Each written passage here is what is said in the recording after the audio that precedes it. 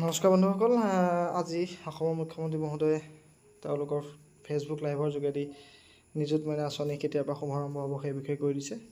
কি কৰিব লাগিব সেয়াও কৈছে, কোনে কোনে পাব সেয়াও কৈছে। মই ভিডিঅ'টো আপোনালোকক দেখাম, তাৰ আগতে মই কৈ দিছোঁ। নিযুত মইনা আঁচনিটো হৈছে অসমৰ 10 লাখ ছাত্ৰীক দিবলগীয়া এটা অনুদান। প্ৰতি মাহে 11 আৰু 12ৰ ছাত্ৰীখিনিয়ে পাব 10,000 টকা, অৰ্থাৎ মাহে 1,000 টকা। গ্ৰেজুৱেশ্যন কৰা ছাত্ৰীসকলে পাব 1,250 টকাকৈ, টোটেল 12,500 টকা। আৰু মাষ্টাৰ ডিগ্ৰী অৰ্থাৎ পোষ্ট গ্ৰেজুৱেট প্ৰগ্ৰেম কৰি থকা ছাত্ৰীসকলে পাব 1,500 টকাকৈ, অৰ্থাৎ 15,000 টকা। এতিয়া তেওঁ কৈছে যে বিবাহিত ছাত্ৰীসকলে এই আঁচনিৰ সুবিধা নাপায়। এতিয়া কোনসকল বিবাহিত? যিসকলে ডিগ্ৰী পৰ্যায়তে বিবাহত আবদ্ধ হ'ল তেওঁলোকে এই আঁচনিৰ ধন নাপাব বুলি কৈছে। কিন্তু পোষ্ট গ্ৰেজুৱেট প্ৰগ্ৰেম বা BEd প্ৰগ্ৰেমত যিসকলে নামভৰ্তি কৰিছে তেওঁলোক বিবাহিত হ'লেও তেওঁলোকক এই আঁচনিৰ ধন দিয়া হ'ব বুলি জনাইছে।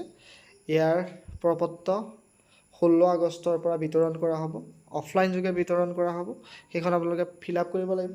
ফৰ্ম পোৱাৰ লগে লগে আপোনালোকক কেনেদৰে ফিল আপ কৰিব লাগে মই জনাই দিম। ভিডিঅ'টো যদি ভাল পায় আপোনালোকে লাইক কৰি দিব, আৰু সেই ফৰ্মখন কেতিয়া আহিব, কি কথা, কেনেদৰে পূৰাব সেই বিষয়ে চাবলৈ চেনেলটো ছাবস্ক্ৰাইব কৰি থ'ব। এতিয়া যি ছাত্ৰসকললৈ কি দিব সেই বিষয়ে মুখ্যমন্ত্ৰীয়ে কোৱা নাই। ছাত্ৰসকলক লৈ ভাল খবৰ আছে বুলি তেওঁ কৈছে। আৰু নিযুত মইনা আঁচনিত ছাত্ৰসকলক সাঙুৰি লোৱা নহয়, এইখন কেৱল ছাত্ৰীসকলৰ কাৰণে। বাল্য বিবাহ প্ৰথা ৰোধ কৰিবলৈ এয়া মুখ্যমন্ত্ৰীৰ এটা পদক্ষেপ বুলি তেওঁ জনাইছে। গতিকে ছাত্ৰসকললৈ ইয়াত কোনো ধৰণৰ সহযোগিতা ছাত্ৰসকলে এই আঁচনি নাপাব। গতিকে তেওঁলোকৰ বাবে বেলেগ বিকল্প চিন্তা কৰিছোঁ বুলি মুখ্যমন্ত্ৰী মহোদয়ে জনাই দিছে। তেখেতৰ ভাষণটো আপোনালোকক মই শুনাম। এয়া দেখিছেনে, এইখিনি এনেদৰে পাই যাব আপোনালোকে। এতিয়া কোনসকলে নাপাব ইয়াত দি দিছে। মেৰিট যিসকল ষ্টুডেণ্ট সেইসকলেও নাপাব বুলি কৈছে ইয়াত। আৰু যিসকলে স্কুটি অলৰেডি পাইছে তেওঁলোককো নিদিওঁ বুলি নাপাব বুলি কৈছে, যদিও তেওঁলোকে পাব, কোনো চিন্তা নাই। স্কুটি পালেও তেওঁলোকে এই ফাইনেন্সিয়েল এছিষ্টেঞ্চটো তেওঁলোকে অসম চৰকাৰৰ পৰা পাব। কিন্তু মিনিষ্টাৰৰ ছোৱালী বা যিসকলে প্ৰাইভেট কলেজত পঢ়ি আছে তেওঁলোকে এই আঁচনিৰ ধন কোনোপধ্যে নাপায়। আৰু যিজন এপ্লিকেণ্ট সেই এপ্লিকেণ্টজন পাৰ্মানেণ্ট ৰেচিডেঞ্চ হ'ব লাগিব অসমৰ। তেওঁলোকে গভৰ্ণমেণ্ট কলেজত বা গভৰ্ণমেণ্ট এডুকেশ্যন ইনষ্টিটিউটত, অসমৰ গভৰ্ণমেণ্ট এডুকেশ্যন ইনষ্টিটিউটত তেওঁলোক পঢ়ি থকা হ'ব লাগিব। প্ৰাইভেটত হ'লে তেওঁলোকে এই আঁচনিৰ ধন নাপায়। এতিয়া শুনোচোন আহক মুখ্যমন্ত্ৰী মহোদয়ে কি ক'লে।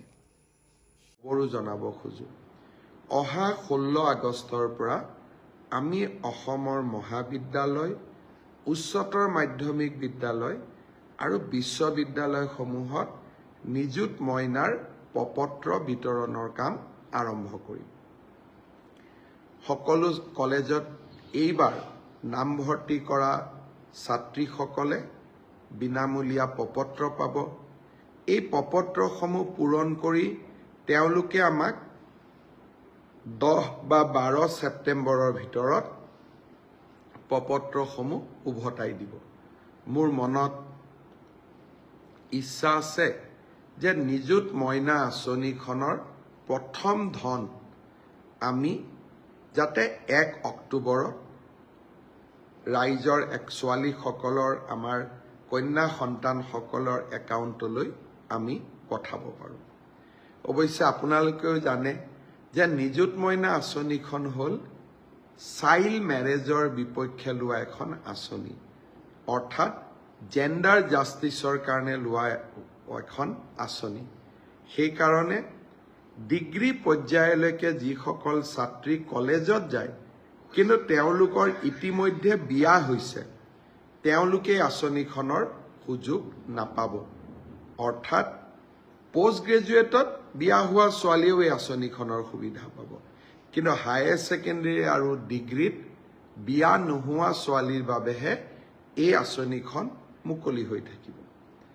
মোক কেতিয়াবা ল'ৰাসকলে সোধে যে মামা আমাৰ কাৰণে একো আঁচনি নাই নেকি? চাইল্ড মেৰেজৰ বিপক্ষে লোৱা আঁচনি এখনত মই ছোৱালীসকলকে অন্তৰ্ভুক্ত কৰিব লাগিব, ল'ৰাক অন্তৰ্ভুক্ত কৰিব নোৱাৰোঁ। কিন্তু ল'ৰাসকলৰ কাৰণেও মই কি কৰিব পাৰোঁ, মই চিন্তা কৰি আছোঁ। আৰু সময়ত মই মোৰ ল'ৰা ভাগিনসকলকো মই ভাল খবৰ শুনোৱাম। আজি মাত্ৰ ইংগিতটো দি থৈ দিলোঁ, আমি ছোৱালীৰ লগতে মোৰ ল'ৰা ভাগিনসকলৰ কাৰণেও মই নিশ্চয় ভাল কিবা এটা কৰিম। আজিলৈ ইমানতে এৰিছোঁ।